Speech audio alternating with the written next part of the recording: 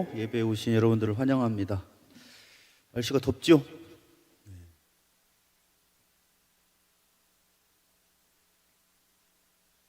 가뭄이 오면은 제일 원하는 게 뭡니까? 비잖아요. 오늘 그러한 가뭄 속에 있는 심령처럼 갈급해지기를 원합니다. 은혜의 담비를 내려 주시옵소서. 할렐루야. 다 같이 일어나셔서 하나님 앞에 찬양하십시다.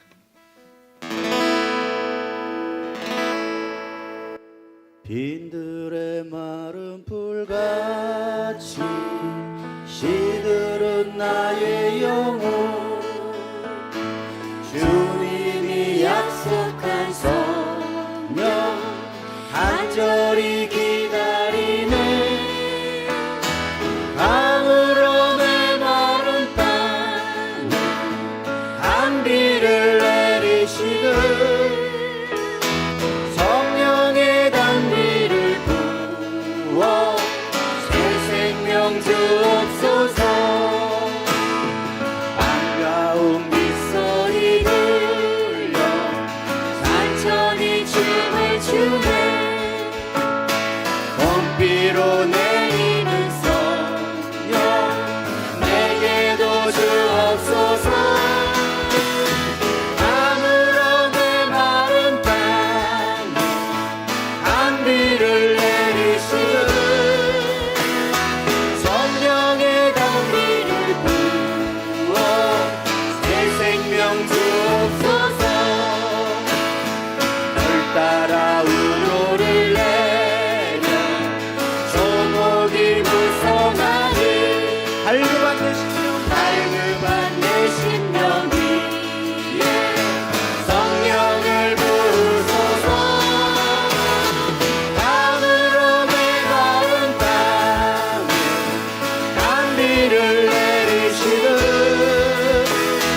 성령의 단비를 부어 새 생명 주옵소서. 강으로 메마른 땅에 단비를 내리시듯 성령의 단비를 부어 새 생명 주옵소서. 참되신 사랑의 언약 어길 수 있사오랴. 오늘의 흡족한 은혜 주실 줄 믿습니다. 강으로 메마른 땅에 단비를 내리시듯 성령의 단비를 부어 새 생명 주옵소서. 강으로 메마른 땅에 단비를 내리시듯 성령의 단비를 부어 새 생명 주옵소서. 강으로 메마른 땅에 단비를 내리시듯 성령의 단비를 부어 새 생명 주옵소서. 우리 다 같이 기도하실 때 이 시간 감으로 메마라 있는 우리 영혼 가운데 성령의 은혜의 단비를 내려달라고 주여 부르고 기도하며 나아갑시다. 주여. 아버지 안에 간절히 원하고 축원합니다. 이곳에 감으로 메마른 우리의 심령 가운데 아버지 임하여 주셔서 은혜의 단비를 내려 주시옵소서. 아버지 하나님 성령의 단비를 내려 주시기 원하고 주여. 아버지 하나님께 구원을 도와주셔서 이곳에 임하여 주시옵소서. 주여. 아버지 메마른 땅에 아버지 단비를 내려주시옵소서. 내 갈급한 심령 가운데 하나님의 은혜의 단비를 내려주시옵소서. 하나님 아버지 기도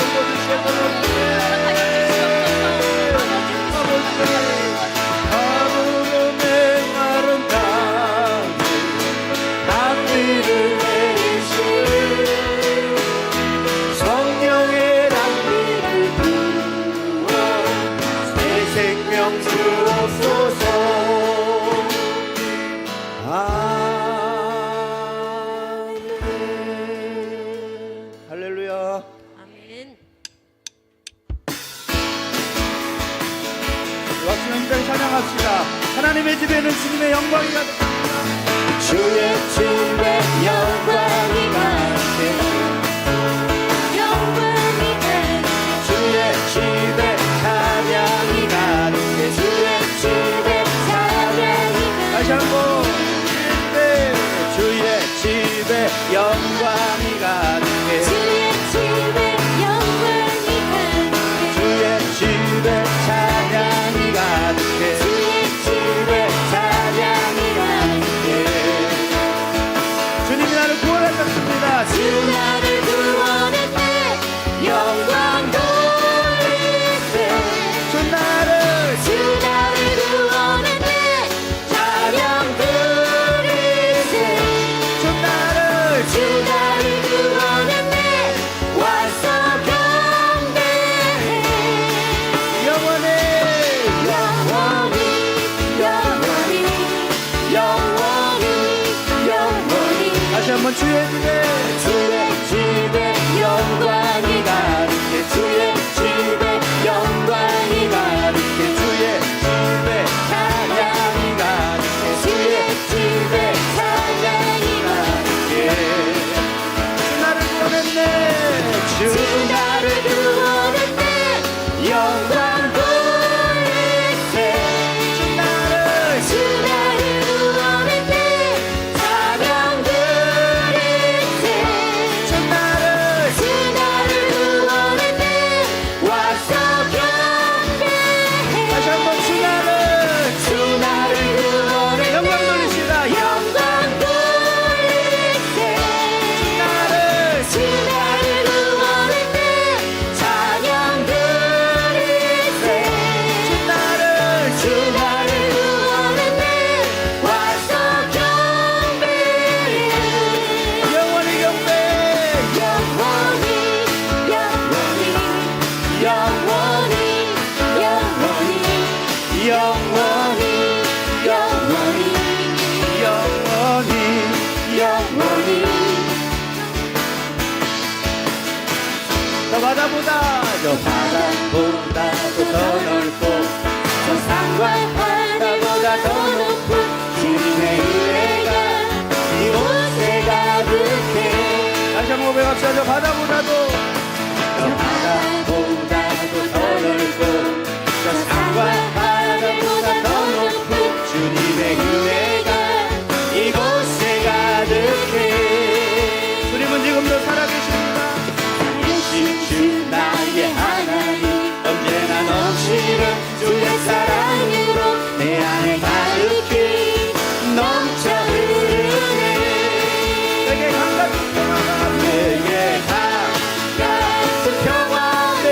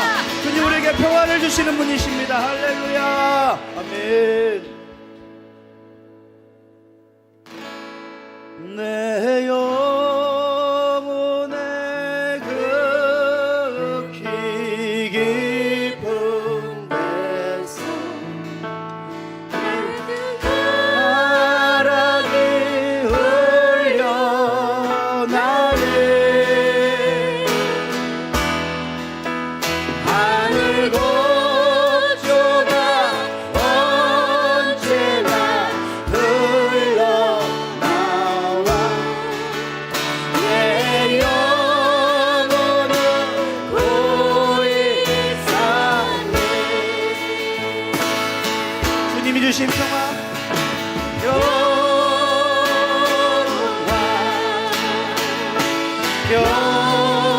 평화로다. 하늘 위에서 내려오네. 그 사랑의 물결이 영원토록 내 영혼을 덮으소서. 다시 한번 내 영혼의 극히 깊은 곳에 내 영혼의 극히 깊은 곳 맑은 가락에 올려나네.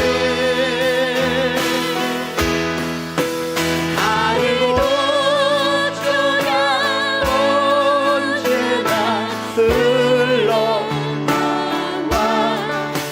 내 영혼을 불쌍해. 내 맘속에 솟아나 내 맘속에 솟아나 이 평화는 붙인 보배로다. 나의 보화를 해내요 가져가자. 그 아무도 없으리라.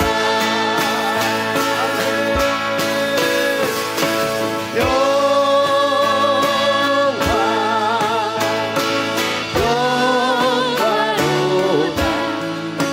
하늘 위에서 내려오네. 그 사랑의 물결이 영원토록 내 영혼을 덮으소서. 내 영혼의 평화가 넘쳐나는 주의 큰 복을 받으리라. 내가 주야로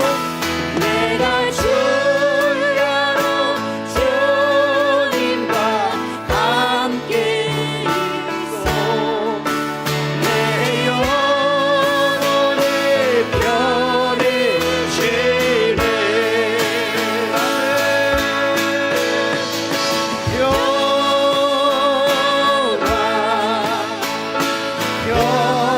평화로다. 하늘 위에서 내려오네.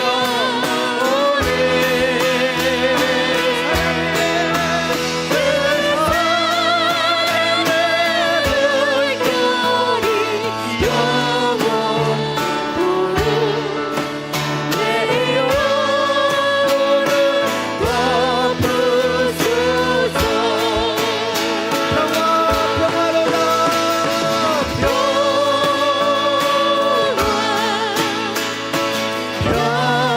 평화로다. 하늘 위에서 내려오네. 그 사랑의 물결이 영원토록 내 영혼을 덮으소서. 이 땅 위에 험한 길 가는 동안 이 땅 위에 험한 길 가는 동안 참된 평화가 어디 있나. 우리 모두 다 예수를 친구 삼아 참 평화를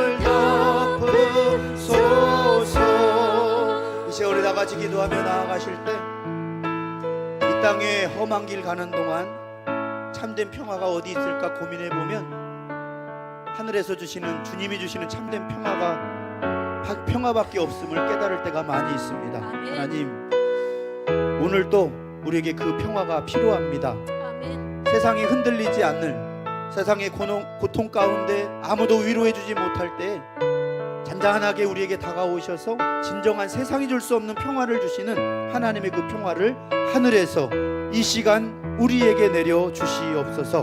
우리 다 같이 주여 세 번 부르고 기도하며 나아갑시다. 주여, 주여, 주여. 아버지 하나님 간절히 원하고 소원합니다. 아버지 하나님 역사하셔서 아버지 땅에 험한 길 사는 동안 참된 평화는 오직 하늘에서 오는 주님의 평화밖에 없음을 깨닫습니다. 하나님, 주님의 평화를 내려주시옵소서. 이 시간 우리에게 내려주시옵소서. 우리의 마음 가운데, 우리의 영혼 가운데 진정한 평화를 내려주셔서 한 주간 동안에도 담대하게 승리하며 나아갈 수 있도록 주님의 참된 평화를 내려주시고 성령으로 역사해 주시기를 간절히 원하고 소원합니다. 주님, 아버지 하늘에서 내려오는 참된 사랑의 물결로 우리를 덮어주셔서 아버지 하나님의 참된 평화가 우리를 가득할 수 있도록, 우리의 영혼에 충만할 수 있도록 아버지 그것을 임재하시고 역사하시고 기록 보시기를 간절히 원하오니 아버지 하나님이여 성령으로 동행하시고 역사하셔서 하나님의 은혜를 내려주시고 인도하여 주시옵소서. 간절히 원하고 소원합니다. 성령으로 역사하여 주시고 기록 부어주시옵소서. 예수 그리스도의 이름으로 기도합니다. 사랑과 은혜가 풍성하신 하나님 아버지, 지금도 주님은 살아 역사하시는 줄 믿습니다. 지금도 우리의 찬양을 받으신 줄 믿습니다. 하나님, 우리의 찬양을 받아주시고 하늘에 충만한 평화를 내려주시옵소서. 빈들에 메마른 풀들이 담비를 간절히 원하는 것처럼 우리의 메마른 심령 가운데 말씀의 담비를, 성령의 담비를, 은혜의 담비를 기름 붓듯 부어 주시옵소서. 그래서 이 세상의 빛과 소금의 역할을 감당할 수 있도록 이 시간 새 힘을 얻게 하시고 말씀을 붙들게 하시고 강건해지게 하시고 회복되게 하여 주시옵소서. 방해하는 모든 악한 영들은 예수 이름으로 떠나갈지어다. 오직 성령으로만 충만케 하여 주옵소서. 간절히 원하고 소원하오며 예수 그리스도의 이름으로 기도 올려옵나이다. 아멘. 하나님께 감사의 박수 올려드립시다. 오늘 하나님께서 우리에게 주시는 말씀은 에베소서 6장 1절에서 4절과 로마서 13장 1절에서 4절입니다. 먼저 에베소서 6장 1절에서 4절 말씀을 읽겠습니다. 신약성경 316페이지에 있습니다.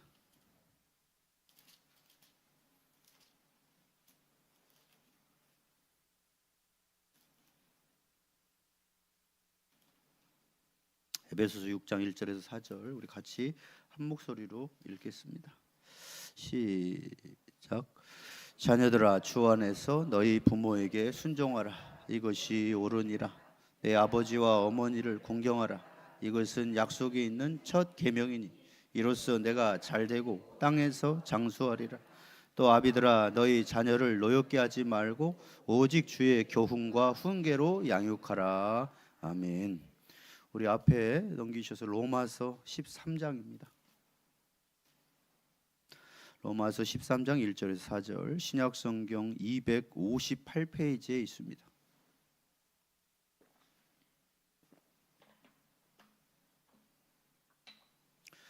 로마서 13장 1절에서 4절 신약성경 258쪽 같이 한 목소리로 읽겠습니다. 시작. 각 사람은 위에 있는 권세들에게 복종하라. 권세는 하나님으로부터 나지 않음이 없나니 모든 권세는 다 하나님께서 정하신 바라. 그러므로 권세를 거스리는 자는 하나님의 명을 거스림이니 거스리는 자들은 심판을 자취하리라. 다스리는 자들은 선한 일에 대하여 두려움이 되지 않고 악한 일에 대하여 되나니 내가 권세를 두려워하지 아니하려느냐. 선을 행하라. 그리하면 그에게 칭찬을 받으리라. 그는 하나님의 사역자가 되어 내게 선을 베푸는 자니라. 그러나 내가 악을 행하거든 두려워하라. 그가 공연히 칼을 가지지 아니하였으니 곧 하나님의 사역자가 되어 악을 행하는 자에게 진노하심을 따라 보응하는 자니라. 아멘. 기도하시겠습니다. 하나님 아버지, 오늘도 아무나 올 수 없는 구원받은 자녀들이 모여서 예배하는 이 위대한 은혜의 현장에 우리를 불러 모아 주셔서 감사를 드립니다. 주님을 사모함으로 왔사오니 주님의 말씀을 우리에게 들려주셔서 우리의 영혼이 기갈하지 않게 하시고 우리의 영혼이 잘되게 하셔서 영혼이 잘된 같이 범사가 잘되고 강건케 하시며 모든 영적 전쟁에 승리케 하여 주시옵소서. 예수님의 이름으로 기도 올려옵나이다. 아멘. 한번 따라하시죠. 그는 하나님의 사역자가 되어 내게 선을 베푸는 자니라. 우리 뉴스 하나 보도록 하겠습니다. 점심시간마다 운동장이 비어있는 초등학교가 늘고 있다고 합니다. 사고가 날까봐, 시끄럽다고 민원이 들어올까봐 이 체육활동을 금지해서 그렇다는데요. 문다영 기자입니다. 초등학교 운동의 날, 운동장에서 달리기 시합이 한창입니다. 청팀은 뽀로로, 홍팀은 라바를 들것에 올리고 뜁니다. 4명이 손발을 맞춰야 합니다. 이번에는 운동회의 꽃, 박 터트리기입니다. 박이 터지자 환호성도 터집니다. 운동장이 아이들 목소리로 떠들썩합니다. 누가 이겼는지는 중요하지 않습니다. 그건 어른들 질문입니다. 오늘 이겼어요, 졌어요? 졌어요. 그런데도 재밌어요? 네. 왜 졌는데도 재밌어요? 왜냐면은 이기려고 하는 게임이 아니라 재밌으라고 하는 게임이니까요. 그런데 아이들은 운동회 전부터 바빴습니다. 학교 담벼락과 근처 아파트에 직접 만든 포스터를 붙였습니다. 체육대회로 소음이 발생할 수도 있으니 너그럽게 양해해달라는 내용입니다. 학교 측은 소음 민원은 없었지만 배려심을 배우자는 차원에서 기획했다고 설명했습니다. 저희가 환호성이랑 소음이 많이 크다 보니까 여기 계신 어르신 분들께도 죄송한 마음이 들었어요. 그랬어요? 네. 누가 조용히 하라고 한 적이 있어요? 그런 건 없는데 지난해 학교 운동회 관련해 들어온 112 신고는 전국적으로 350건, 거의 매번 경찰이 출동했습니다. 아이들 축제가 경찰 단속 대상이 된 겁니다. 운동회 1일 그 정도밖에 안 되는데 좀 참아줄 수도 있는데 그런 게 억울했어요. 운동회처럼 특별한 날만 눈치가 보이는 것도 아닙니다. 전국 초등학교 6,100여 곳 중 300여 곳, 5%는 점심과 방과 후 시간에 축구와 야구를 금지하고 있습니다. 대도시일수록 두드러집니다. 부산이 가장 심각해 학교 3곳 중 1곳, 서울은 5곳 중 1곳꼴로 체육활동을 제약하고 있습니다. 안전사고, 소음 민원 등이 이유로 꼽힙니다. 시끄러운 거 자기 역할을 하는 거예요. 그게 우리나라가 밝은 거예요. 흐르는 소리들, 뛰는 소리들, 아이들끼리 제잘거리는 소리들, 그게 다 우리 사회 소리예요. 그죠? 아이들 생각은 어떨까요? 앞으로 운동회 또 하고 싶어요? 네, 너무 하고 싶어요. 자주 하면 좋겠어요. 친구들이랑 뭐 하고 놀 때 가장 행복해요? 소리 지르면서 머리 흔들면서 놀 때. 이 바람들이 다 이루어지면 좋겠습니다. MBC 뉴스 문다영입니다.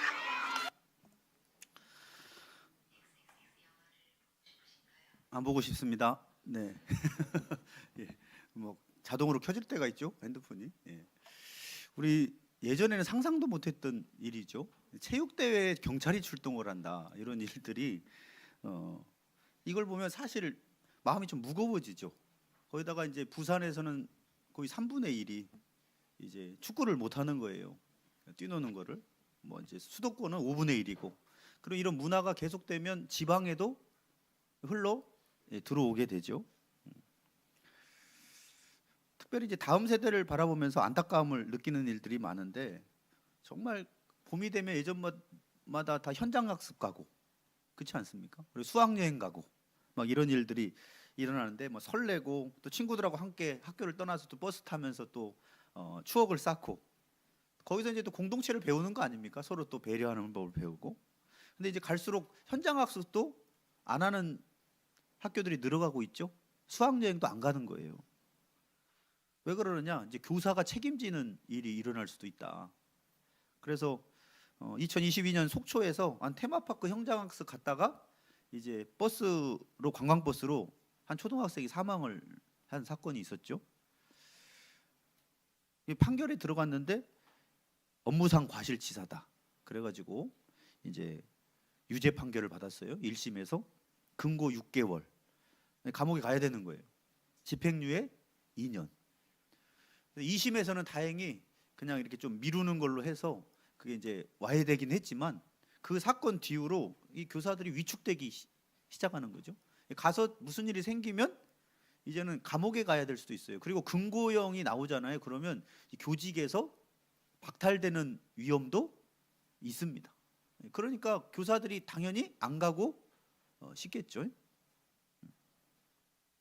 그런 일만 있습니까? 요즘에 그 초등학교에서 교감 선생님이 뺨을 맞는 일도 있었죠. 수능학생에게. 근데 그때 영상 봤었죠? 뒷짐 지고 있습니다. 교감 선생님 왜냐? 안 때려야 되니까. 그죠? 초등학생은 교감 선생님을 때리는데 교감 선생님은 때리면 안 돼요. 그러니까 이런 일들 때문에 지금 굉장히 힘들어지고 있어요. 학교 생활이.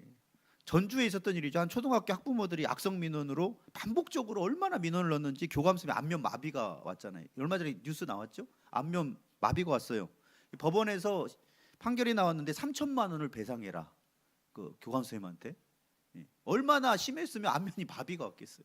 그러니까 이러다 보니까 점점 이제는 그 교사를 하려고 하는 사람들도 갈수록 줄어들고 그리고 여러 가지가 어려움이 있다는 거예요. 그러니까 이제 갈수록 그러면 이제 아이들이 운동장에서 못 뛰어노는 세상이 올 수도 있다라는 겁니다. 다치면 민원 넣고 교사는 책임져야 되고 학교는 비난받고 이런 구조가 계속 되는 거예요. 여기에 이제 근본적인 문제가 뭐냐? 이 권위를 어떻게 바라보는가에 있습니다. 그래서 저는 이제 가정의 달이기도 하고 우리 후대들을 잘 세워야 되는데 이런 사회의 풍토들을 보면 참 건강하게 자라기 힘든 세대들이 되어가고 있구나. 마음껏 뛰어놀지도 못하고 스트레스를 해소하지도 못하는 아이들이 건강한 심리 상태로 자랄 거라는 건 상상할 수도 없는 일입니다. 그리고 권위를 어떻게 보고 있느냐? 자기 이익을 위해서는 함부로 흔들어도 된다고 생각하는 사회의 풍토인 거예요. 교감 선생님이라도 마음에 안 들면 뺨을 그것만 있습니까? 요즘에 뭐 중고등학교에서도 선생님 복도에서 폭행을 하고 하는 일들도 일어나고 있잖아요. 근데 오늘 로마서 13장에는 이러한 시대 가운데서 하나님이 이렇게 말씀을 하세요. 각 사람은 위에 있는 권세들에게 뭐 하라고 그래요? 복종하라는 거예요. 권세는 하나님으로부터 나지 않음이 없다라는 것입니다. 하나님은 질서를 세우시는 하나님인데 이 갈수록 사회 문화가 권위를 다 무너뜨려 가고 있어요. 우리 때는 너무 지나쳤지만 선생님이 심지어는 뭐 발바닥을 때리고 허벅지를 때려도 그리고 심지어는 위에 올라가서 책상 위에서 옛날 나무 의자 얼마나 무겁습니까? 다 저 세대 위에 분들은 이해 가시죠? 그 막 팔이 내려오면 또 회초리를 맞고 그러면서도 선생님 하면 우리가 따라야 된다. 근데 지금은요 교감 선생님이 뺨을 맞는 시대가 됐어요. 근데 과연 이게 하나님의 뜻인가? 라고 보면 하나님은 절대 그런 질서 없는 세상을 원하지 않는다라는 거예요. 권위가 무너져가는 시대 가운데 우리는 어떻게 다음 세대를 지킬 수 있을까? 어떻게 안전하게 이 아이들이 정말 이 사회에서 건강한 아이로 자랄 수 있도록 공동체의 권위들을 회복해 갈 수 있을까? 그리고 그리스도인들이 어떻게 이러한 사회적인 잘못된 권위의 문화들을 바꿀 수 있을까를 한번 말씀을 통해서 살펴보려고 합니다. 나중에 수학여행도 못 가는 학교가 되면 얼마나 힘들겠습니까? 우리 주일학교 아이들이 다음 주 수학여행 가는 학생이 있다고 들었는데 갈 수 있을 때 갔다 오십시오. 참고로 다음 주 야외에는 뛰어놀아도 됩니다. 어떻게 해야 되겠는가? 첫 번째는 하나님은 공동체를 보호하기 위해서 권위를 세우셨다라는 것을 말씀하고 있습니다. 로마서 13장 1절을 다시 한번 읽어보겠습니다. 시작. 각 사람은 위에 있는 권세들에게 복종하라. 권세는 하나님으로부터 나지 않음이 없나니 모든 권세는 다 하나님께서 정하신 바라. 권세와 권위를 하나님이 주신 거라는 거예요. 근데 권위가 완전하냐? 우리가 이제 권위를 불신하게 되는 것은 권위자들이 완전하지 않기 때문입니다. 때로는 선생님들 중에 정말 저게 선생이야? 라고 막 욕이 나올 정도의 일을 행하는 사람들도 있죠. 학생들을 갖다가 성추행하는 교사들이 있는 반면에, 그러나 그런 교사들은 대다수가 아닙니다. 맞죠? 교회에서도 보면 목회자가 이런 범죄가 있었다 방송에 나오잖아요. 근데 실제 우리 군산 노예만 봐도 우리 노예에도 한 명도 없어요. 그런 분들은 그런 문제 때문에 무슨 목사직을 박탈해야 된다는지 극소수인 겁니다. 엄청나게 많은 거에 극소수인데 그게 대다수가 그런 것처럼 보도가 되다 보니까 일반에 열심히 하고 있는 분들도 다 그렇게 피해를 보는 경우들도 있어요. 교사들도 다 그런 건 아니죠. 그러다 보니까 이제는 권위가 왜곡되고 권력을 잘못 사용하는 사람들 때문에 이 권위의 상처 때문에 권위를 부정하는 일들이 일어나고 있다는 겁니다. 그런데 만약에 권위와 질서가 무너지잖아요. 그럼 이 사회가 어떻게 되겠는가 한번 생각해 봐야 돼요. 지난주에는 우리가 어버이 주일이어서 부모의 권위에 대해서 이야기를 했죠. 하나님이 경외하라는 표현을 쓸 정도로 부모의 권위를 주셨는데 부모의 권위가 없어지면 가정이 어떻게 될까요? 아이들이 훔치고 사람을 때리고 폭력을 행하는데도 부모님은 아무것도 행사할 수가 없게 될 수도 있어요.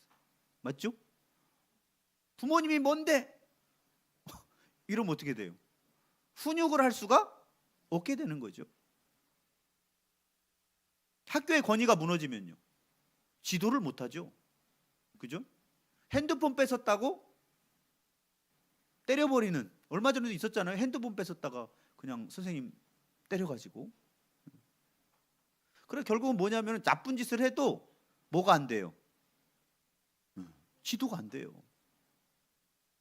근데 그것이 과연 우리 자녀를 위해서 옳은 길이냐라는 생각을 한번 해봐야 돼요. 교회도 마찬가지입니다. 영적 질서가 무너진 교회는 반드시 일어나는 결과 분열이죠. 교회 안에서 권위가 분열되잖아요. 파가 나눠져서 이쪽 권위 저쪽 권위 나눠지잖아요. 그러면 끝이 뭐냐? 분열이에요. 교사의 권위가 완전히 사라지면 교육은 불가능해집니다. 그러니까 이제 갈수록 이제 서로 두려워하는 거예요. 교사는 뭘 두려워합니까? 교육에 집중하는 것보다. 예전엔 선생님들이 막 남겨가지고 아이들, 뒤처지는 아이들 가르치고 막 했죠. 얼마나 열정적인지 모릅니다. 근데 요즘은 뭘 두려워해요? 혹시 민원 들어올까? 유치원도 장난 아닙니다. 그죠?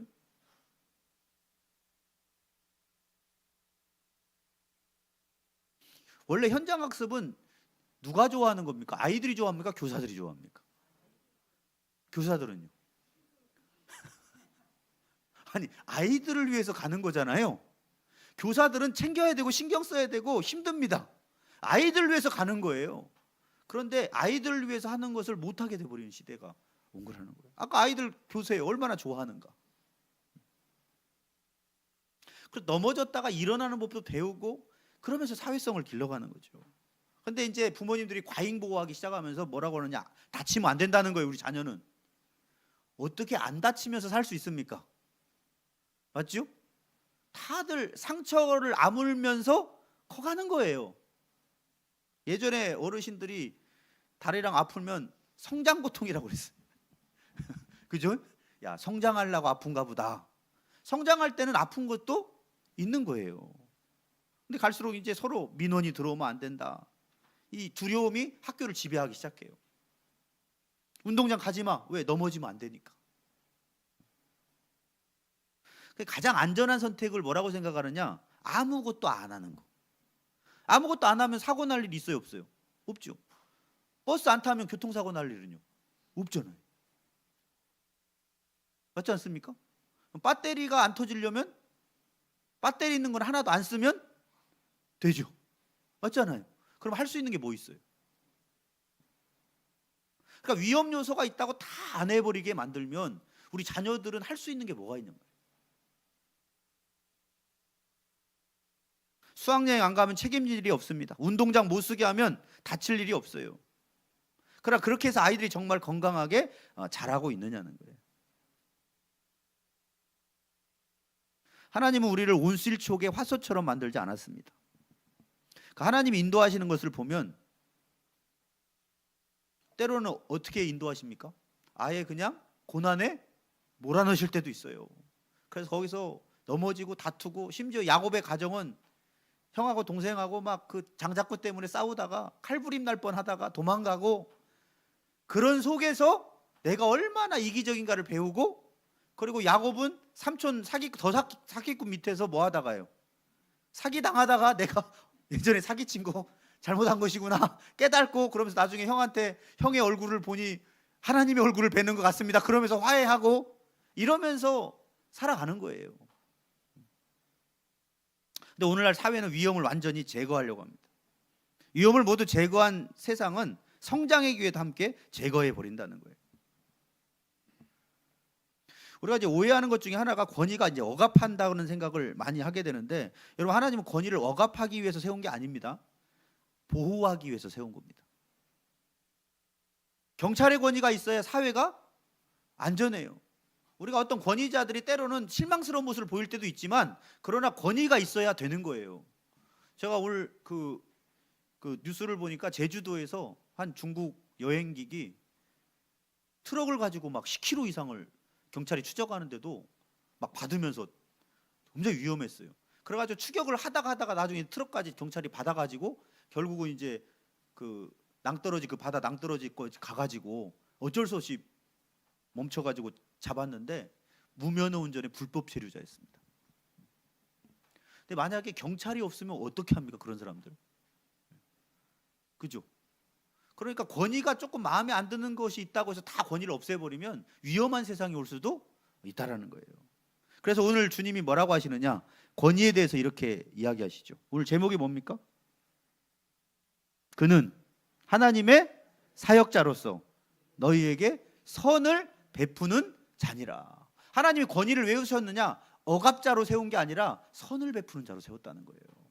왜? 이 사회를 잘 질서 있게 만들어서 우리에게 유익하고 보호를 줄 수 있도록 만든 것이 권위라는 것입니다. 이런 시각이 성경적인 가치관이에요. 만약에 이렇게 가르친다고 하면 달라지죠. 야, 얘들아, 선생님은 선한 사역자야. 너희를 위해서 선을 행하기 위해서 하나님이 교사로서의 권위를 주신 거야. 이렇게 가르치면 선생님을 대하는 마음이 다르겠죠. 그래서 부모의 권위도 마찬가지입니다. 너희를 양육하고 너에게 유익이 되기 위해서, 너에게 선을 행하기 위해서 하나님이 부모의 권위를 너에게 주신 거야. 그러면 보호를 받을 수 있고 질서가 유지된다는 거예요. 우리는 이 세상에 그런 성경적인 가치관을 전파해야 될 줄 믿습니다. 불신하는 것이 아니라, 물론 잘못된 권위자들의 모습도 있습니다. 세상에서 같이 막 예수 믿는 사람도 그냥 같이 민원 넣고 막 우리 애 왜 다쳤어요? 그리고 민원 넣고 하는 것보다, 근데 저는 민원 넣는 사람이 다 잘못됐다고 생각하지 않아요. 너무 피해를 받을 적에 민원을 넣을 수도 있어요. 그런데 그 민원이 과도하면 안 되겠죠. 자, 한번 따라하죠. 그는 하나님의 사역자가 되어 내게 선을 베푸는 자니라. 그런 사회가 되길 간절히 바랍니다. 두 번째는, 성경적인 권위는 사랑과 책임 위에 세워진다는 거예요. 오늘 에베소서 6장 1절에 4절 말씀을 읽었는데, 자, 1절에 보면은 자녀들아 주 안에서 너희 부모에게 순종하라, 이것이 옳으니라, 이렇게 돼 있었죠. 근데 4절에 보면은 또 이런 말씀이 있어요. 또 아비들아 너희 자녀를 따라하시오. 노엽게 하지 말고 오직 주의 교훈과 훈계로 양육하라는 거예요. 하나님은 그냥 자녀들에게 일방적으로 야, 권위를 부모님한테 줬으니까 순종해라, 권위에 대해서 이렇게만 말씀하지 않았다는 거예요. 권위자들에게는 뭐가 있다는 거예요? 책임이 있다라는 겁니다. 무슨 책임이요? 자녀를 노엽게 하지 않을 책임이 있다는 거예요.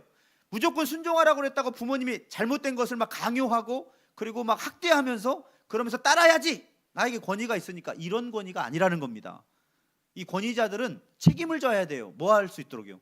권위의 보호를 받는 사람이 뭐 하지 않도록요? 노여워지지 않도록. 그리고 오직 주의 교훈과 훈계로 양육해야 된다는 겁니다.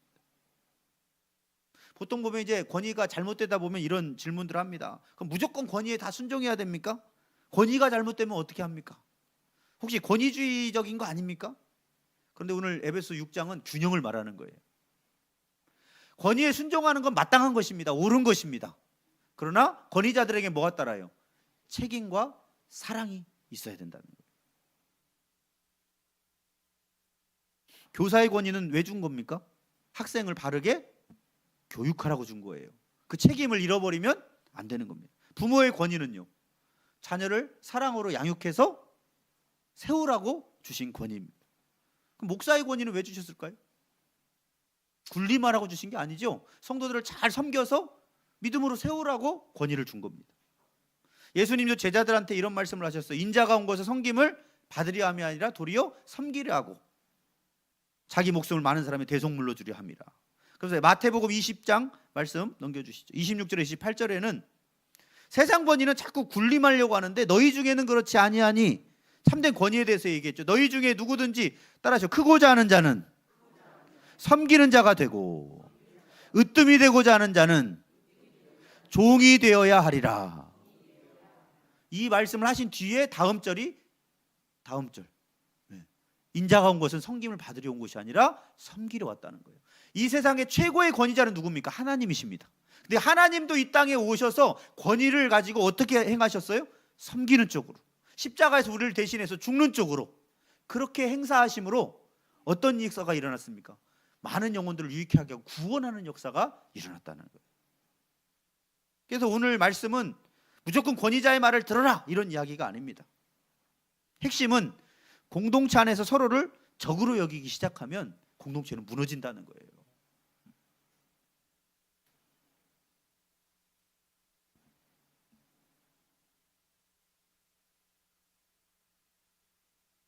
교육이라는 것이 단순히 사고 없이 하루를 보내는 것이 아닙니다. 교육은 한 사람을 성숙하게 세우는 길이라는 거예요.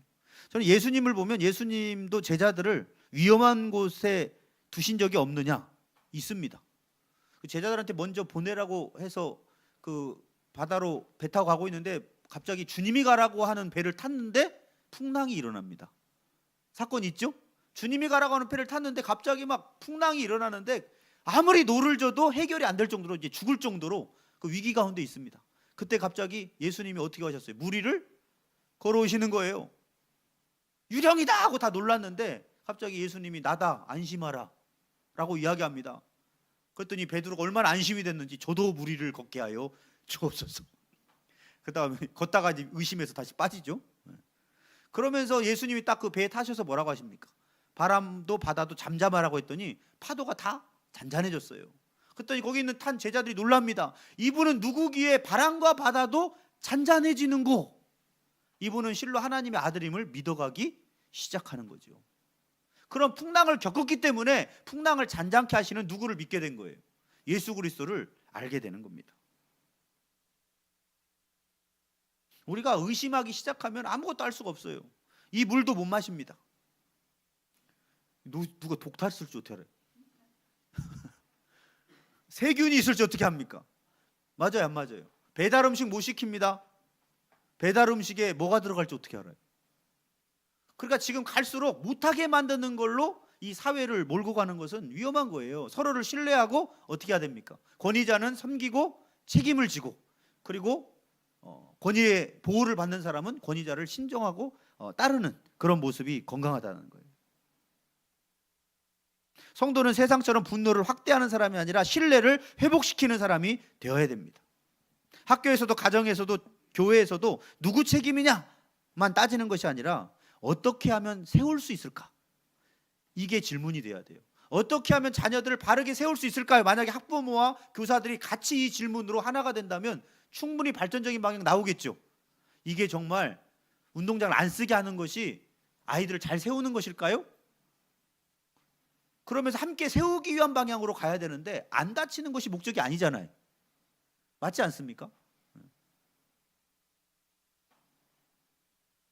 우리는 성경적 권위는 책임과 사랑 위에 세워진다는 것을 다시 기억하면서 이 세상에서도 그렇게 분쟁이나 분열이 아니라 건강한 권위를 통해서 어떻게 하면 사회와 공동체를 세워나갈까를 고민시키고 하나님이 주신 역할을 감당해야 됩니다. 그러기 위해서 주님이 저와 여러분을 부르셨어요. 그래서 오늘 본문을 읽진 않았지만 마태복음 5장 말씀을 한번 읽어보겠습니다.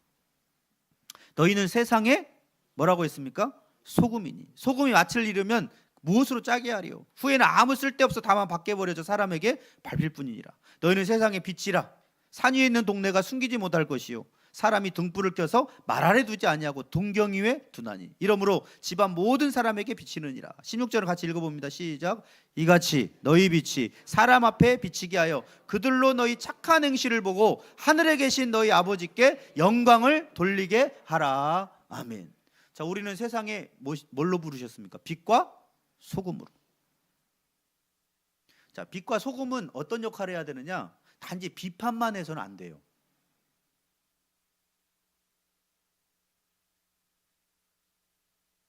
하나님께서는 교회를 세상의 빛과 소금으로 부르셨습니다. 빛은 어둠을 욕하는 존재가 아니죠. 뭐 하는 존재입니까? 밝히는 존재입니다. 어둠을 밝히는 존재예요. 근데 빛이 계속 어둠을 욕하고 있어요. 그럼 밝아집니까? 달라지는 게 있습니까? 없어요. 우리 그리스도인의 정체성은 이 세상을 어떻게 바꿔야 되느냐? 빛으로 밝히는 역할을 해야 된다는 거예요. 자, 소금은 썩어져가는 세상을 향해 불평만 하는 존재가 아니라 소금은 어떤 역할을 하는 거예요? 부패를 막는 겁니다. 소금이 왜 이렇게 썩어가? 왜 이렇게 썩어가? 그런다고 해서 되는 게 아니라 소금의 역할은 뭐예요? 막아주는 거예요, 부패를. 그럼 우리들이 세상에 나가서 이 권위가 무너지는 세상 속에서 우리는 어떻게 빛과 소금의 역할을 감당할 수 있겠는가? 가정에서는 권위와 사랑을 회복해야 되겠죠. 부모는 자녀를 사랑해야 되고 노엽지 않도록 존중해야 되고, 그러나 방임해서는 안 되죠. 자녀가 부모를 존중하는 법을 배우지 못하면 학교에서도 교사를 존중하기가 어렵습니다. 사회에서도 질서를 배우기 어렵습니다. 가장 하지 말아야 될 것 중에 하나가 부모님이 자녀 앞에서 교사를 같이 비난하는 것은 별로 좋지가 않습니다. 차라리 1대1로 전화해서 왜 그랬습니까? 따지는 건 할 수 있어요, 민원으로. 그러나 자녀 앞에서 같이 교사를 갖다가 비난하고 하는 것이 결코 좋지만 않아요. 특히 이제 교회 생활 하다가도 교회 안 좋은 모습이 있으면 우리가 이제 자녀들 앞에서 막 교회 권위에 대해서 비난할 때가 있잖아요. 그런데 결국 그 비난이 옳다고 생각하지만 나중에는 교회를 떠나는 일들이 많아요. 왜냐? 권위가 싫어지기 때문에. 선생님이 왜 그래? 권위에 대한 불신입니다. 하나님이 주신 권위는 우리를 뭐 하기 위해서 주셨다고요? 선을 행하게. 그리고 우리가 해야 될 역할은 뭐냐? 이런 현상을 볼 때 교사들을 위해서 기도해야 될 때입니다. 지금 선생님들 많이 힘듭니다. 지난주에도 저번에도 한 집사님이 정말 1년 동안 정신과를 다녔다 하더라고요. 선생님이. 아이가 그냥 이 길을 복도에서 어깨빵을 하고 째려보는데 그 트라우마 때문에 1년을 정신적인 그 아이들 너무 힘들다는 거예요. 그래서 뭐가 필요합니까? 기도가 필요합니다. 우리가 만약에 우리 어려운 선생님들을 위해서 기도하자. 그리고 기도한다면 얼마나 달라지겠습니까? 점점 저는 안타까운 게 뭐냐면 우리 후대들이 잘 자라기가 어려운 시대로 점점 흘러가요. 교사들 열정도 점점 식어갑니다. 교회도 마찬가지입니다. 목사님 뭘 하려고 하는데 다 반대만 하는 교회들이 있어요. 제 동기 다니는 교회도. 목사님 뭐 해봅시다 그러면 야유회를 왜 합니까? 다치는데. 이것 좀 해봅시다 그러면 아유 목사님 그냥 귀찮아요, 하지 말아요. 근데 굉장히 열정적이었어요. 제 그 동기 목사님이. 거기 한 7년 정도 8년 정도 있다 보니까 의욕이 떨어져 버렸어요. 왜? 뭘 다 못하자고 하니까, 하지 말자고 하니까. 왜? 하면은 뭐 돈이 들어가면 여기 그죠? 재정 들어갑니다. 또 위험합니다. 뭐 합니다. 다 못합니다. 심지어는 이런 얘기도 들었어요. 교회도 오지 말래. 평일에 전기세 나간다고. 교회 장로님이 전기세 아까워서 교회를 못 오게 합니까? 정말 이런 말도 안 되는 이야기를 제가 들으면서 우리 교회는 문 닫아야겠어. 날마다 애들 오는데. 그죠? 전기세 내게 주님이 해주십니다. 할렐루야. 다쳐도 일어서게 해주십니다. 아니 이렇게 벌벌 떨어서 물이 걷겠어요? 우리 교회는 믿음으로 사는 거 아닙니까? 믿음으로. 전기세 아까우니까 교회를 오지 말라고 하는 것이 정말, 그러니까 뭐냐면은 열정이 다 떨어져 가는 거예요. 결국 피해는 누가 가느냐? 이렇게 다 권위가 무너지고 불신이 오잖아요. 그러면 자, 목회자 권위가 다 떨어지잖아요. 그럼 제일 피해 보는 사람은 성도들입니다. 왜냐하면 목회자 권위가 떨어지고 말씀도 하나님 말씀으로 안 들려요. 그리고 나중에 이제 평가하기 시작해요. 아유, 목사님이 오늘 또 뭐 이러셨네 저러셨네, 그리고 오늘 설교가 기네 작네, 뭐 예화를 많이 썼네 안 썼네, 뭐 이러면서 비본질적인 거에 이제 들어가는 거예요. 찬양도 평가하기 시작하죠. 오늘 찬양팀이 그래서 본인이 하나님 앞에 예배하기 위한 자세보다는 자꾸 뭐냐, 이 비난이 주가 되잖아요. 그러면 자꾸 비판하기 위해서 안 되는 것만 보기 시작하는데, 그러면 망조가 들리는 겁니다. 공동체는 무너지는 거예요. 공동체는 사랑과 선행을 뭐라고 했어요? 격려하며, 사도행전 10장에, 그죠? 그날이 가까울 볼수록 더욱 모이기에 힘쓰라고 그랬어요. 우리는 세상에 나아가서도 그런 회복하는 역할을 빛과 소금으로 해야 될 줄 믿습니다. 하나님께서는 교회를 화평케 하는 공동체로 부르셨습니다. 자, 고린도후서 마지막으로 5장 18절 19절 말씀 한번 보겠습니다. 우리가 어떤 역할을 세상에 감당해야 되느냐? 모든 것이 하나님께로 났으며 그가 그리스도로 말미암아 우리를 자기와 화목하게 하시고 또 우리에게 화목하게 하는 뭘 주셨어요? 직분을 주셨으니 곧 하나님께서 그리스도 안에 계시사 세상을 자기와 화목하게 하시며 그들의 죄를 그들에게 돌리지 아니하시고 화목하게 하는 말씀을 우리에게 부탁하셨느니라. 우리는 세상에 나가 세상을 화목하게 만드는 역할을 해야 될 줄 믿습니다. 근데 갈수록 세상은 다 지금 척지고 있어요. 정치도 극과 극으로 막 서로 비난하기에 바쁘고, 그리고 학부모들은 누구를 비난해요? 교사들을 비난하고, 교사들은 학부모들이 왜 이렇게 민원 많느냐고 하면서 서로 비난하고, 교회에서도 한 교회 안에서 서로 막 비난하고 파가 나눠져서, 그러니까 서로 비난하고 막 하는, 불신하고, 그리고 해를 당하지 않을까 서로 의심하고, 이런 세상 과연 행복해질까요? 어려워진다는 거예요. 우리들은 가서 어떤 역할을 해야 됩니까? 화목하게 하는. 비난은 쉽잖아요. 화해시키는 건요 어렵습니다.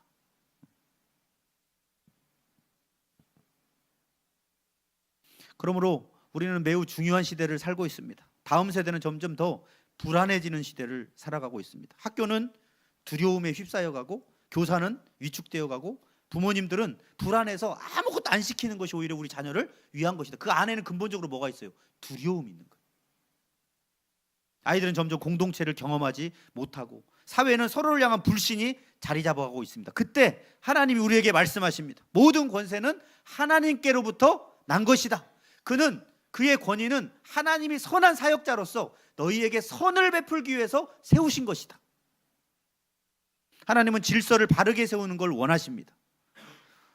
우리 교회에도, 가정에도, 이 사회에도, 학교에도 건강한 권위의 문화가 잘 세워져서 우리 자라는 후대들이 믿음 안에서 잘 교육받고, 또 건강한 사회성을 배우고, 또 우리도 건강한 교회 질서 안에서 행복한 성숙한 성도로 자라가고, 우리 5월의 가정의 달인데 가정의 권위도 잘 살아서, 또 권위자는 섬김과 뭘로요? 책임으로, 사랑으로.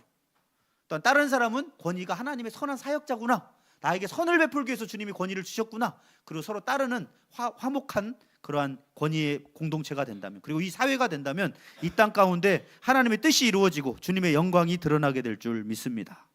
기도하시겠습니다.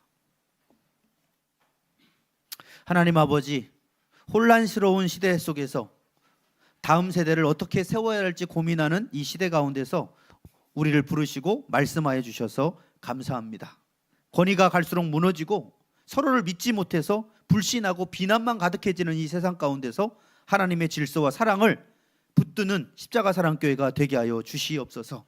우리들이 세상의 빛과 소금으로 불러싸우니 세상에 나가서 성경적인 가치관을, 이 권위라는 것은 하나님이 사역자로 세워서 선을 베풀기 위해서 세우신 권위이므로 세워주는 것이 우리가 보호를 받고 이 사회가 안정되는 길임을 기억하면서, 또 이 세상의 권위자들은 자기가 권위를 행사하라고만 주신 것이 아니라 섬기고 책임을 다하라고 주셨다고 하는 책임감을 가지고 건강한 권위가 사회에도 교회에도 가정에도 학교에도 일어나서 이 사회가 회복되는 역사가 있게 하시고 그 회복시키는 역할에 우리 모두가 쓰임받을 수 있도록 빛과 소금이 되게 하여 주시옵소서. 예수님의 이름으로 기도 올리옵나이다. 아멘.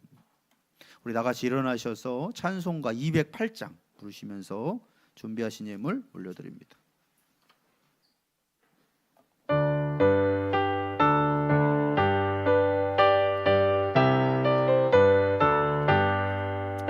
내 주의 나라와 죽으신 성전과 피 흘려 사신 교회를 사랑합니다. 내 주의 교회는 천성과 같아서 눈동자같이 아끼사 넓어하시네. 이 교회 위하여 눈물과 기도로 내 생명 다하기까지 널 봉사합니다. 성도의 교제와 교회의 외로와 거저와 맺은 언약을 널 기뻐합니다. 하늘의 영광과 베푸신 은혜가 진리와 함께 영원히 시온에 넘치네.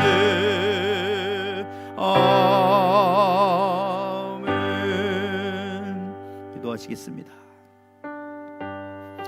하나님의 나라와 주님의 뜻은 이 교회를 세우셔서 이 땅 가운데 주님의 뜻을 이루라고 세우셔서 우리를 통해서 이루어가고 계신 줄 믿습니다. 우리가 그 역할을 잘 감당할수록 도와주시고 우리가 이 부족한 죄인을 변화시키셔서 구원하시고 또 예수님의 생명을 얻게 하시고 또 예수님의 장성한 분량까지 자라갈 수 있도록 성경적인 가치관을 가르쳐 주셔서 삶의 실천과 전파를 통해서 사회를 변화시키는 귀한 존재로 사용하여 주신 은혜 감사하며 기도할 때마다 우리의 필요를 채우시고 응답하시고 하나님의 때 하나님의 방법으로 역사하셔서 우리의 모든 쓸 것을 채워주시고 인도해 주시는 주님의 은혜에 감사하여서 여러 가지 예물을 주님 앞에 드립니다. 하나님 흠양하여 주시고 먼저 그의 나라와 의를 구하는 자들에게 더해 주시는 은혜를 충만케 하시며 이 물질이 하나님의 뜻을 이루는 귀한 선교의 물질 되게 하여 주시옵소서. 감사드리오며 예수님의 이름으로 기도 올리옵나이다. 아멘. 우리 파송의 결단 외치겠습니다. 나는 하나님의 성품을 닮은 그리스도의 향기 나는 제자가 되겠습니다.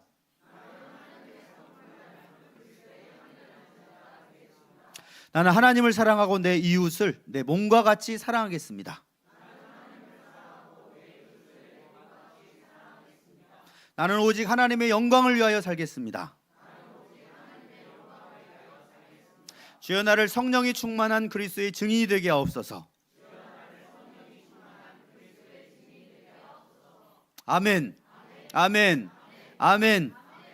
이제는 우리 주 예수 그리스도의 은혜와 무한하신 하나님의 사랑하심과 성령님의 내주인도 교통 역사하심이 그는 하나님의 선한 사역자가 되어 너에게 선을 베푸는 자라는 주님 말씀을 붙들고 이 땅에 건강한 성경적인 권위의 문화를 잘 전파하여서 이 사회를 안정시키고 화목하게 하고 우리 후대들이 잘 자라는 건강한 사회로 세워나가기를 결단하는 십자가 사랑교회 모든 성도들 머리 위에 그 가정과 일터 위에 또 군산 땅과 이 민족 위에 이제부터 영원토록 함께 하시기를 간절히 축원하옵나이다. 아멘.